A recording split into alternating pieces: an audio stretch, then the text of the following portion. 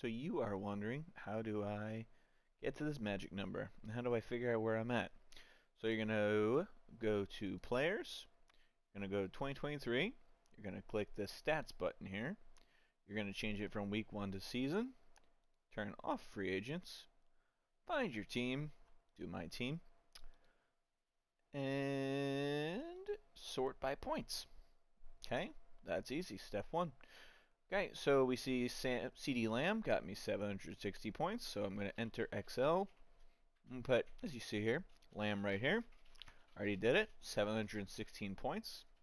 So basically just put your entire team in there, and you're going to highlight all these. You're going to find this auto sum button right here.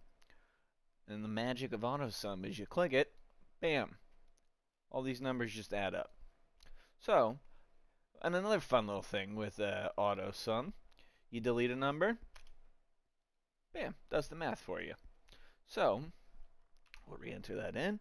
Basically, just put your whole team in there, highlight all of them, click this auto sum button. It's going to give you this number, and basically just figure out who you want to remove. Just remove them from the Excel document, and you'll get your number in. So just basically be at this number, 5,250, and you did it.